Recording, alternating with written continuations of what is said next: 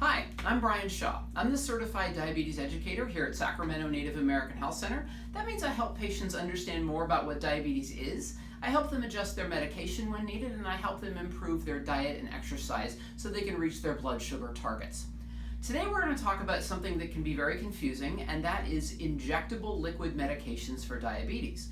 There are tons of injectable liquid medications for diabetes. You might think of insulin being the most popular one. However, not all liquid injectables are insulin, and they do different things. So today we're going to talk about insulin, and we're also going to talk about what other liquid injectables there are on the market and what they do and why you might use one or another or multiples at the same time.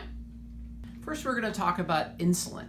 Insulin is a human hormone that your body normally makes, but if you have either type 1 or type 2 diabetes, your body isn't making enough of it or it's not making any at all. Insulin is a very popular injectable liquid medication. It's one that your body would normally make, and in this case, you're injecting it into your body to accommodate for the part that your body cannot make. Most insulins come in a pen, some come in a vial. They all are a clear liquid. They all have to be dosed at a certain dose at a certain time of the day. There are basically two very common types of insulin liquid injectables. One is a long-acting insulin, which you take either once a day or twice a day, which is either 12 hours or 24 hours apart. And you might know these insulins called Lantus, Basaglar, or Toujeo. There are several other medications that are long-acting insulins. Check with your doctor to see which one is best for you.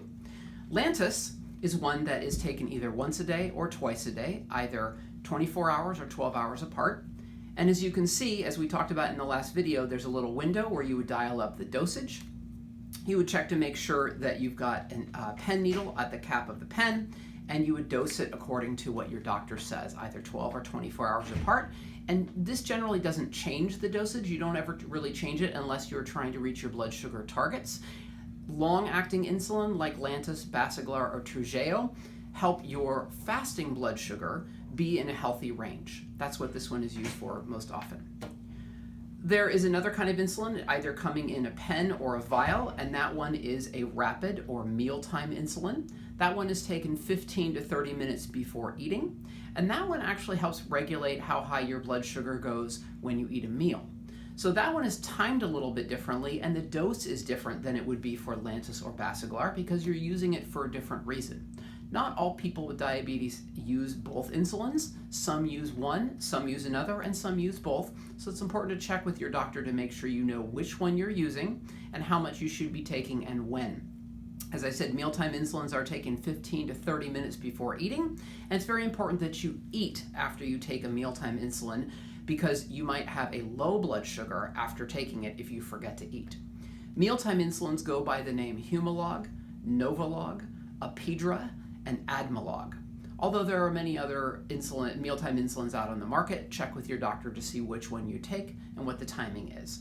Just like the long-acting insulin, ones in a pen come with a dosage window where you dial up the dosage and then you can inject it. Sometimes long-acting or rapid-acting insulins come in a vial, and you would need a syringe to use in the vial.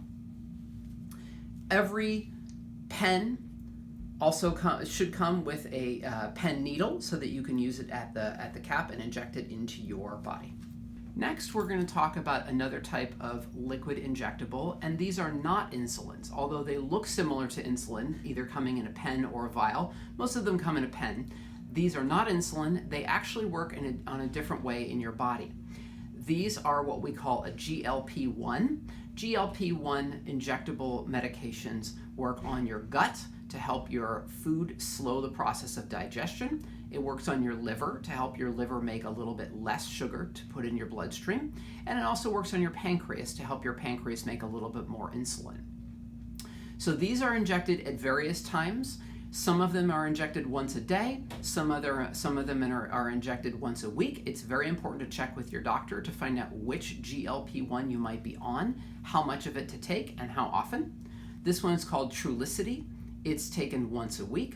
And as you can see, the cap on it looks slightly different than the other ones. And there's a dial at the top here that lets you dial up the medication and inject it according to the way it's supposed to be injected.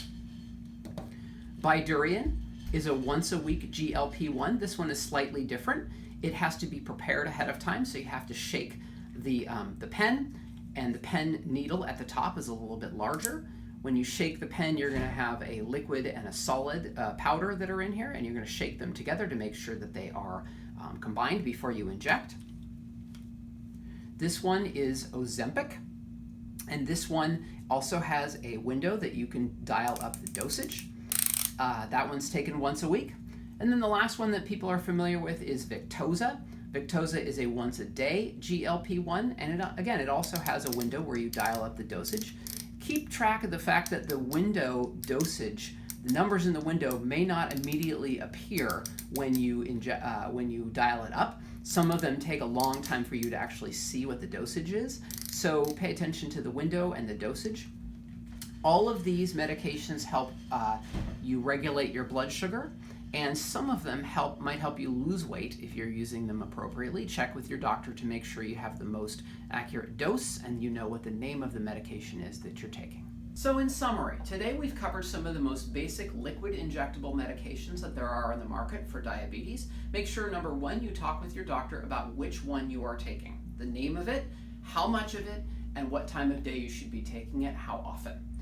Also make sure that when you check your blood sugar and you inject these medications that you know what your blood sugar readings are. The dosage and the kind of medication that your doctor is going to have you on is going to be based on what your blood sugar readings are to make sure that you're reaching your blood sugar target. So check with your doctor and make sure to bring in your blood sugar meter or a log each time you meet with your doctor.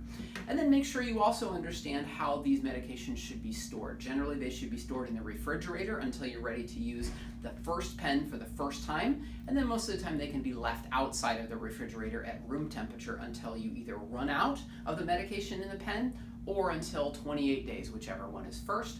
But make sure overall that you understand the name of the medication, how often you're supposed to use it, and what kind it is, because some of them are timed based on meals, some of them are timed based on a difference of 12 or 24 hour apart, and sometimes some of them are based on taking once a week or once a day. So make sure that you understand how often, the name, and the dosage of the medication that you take.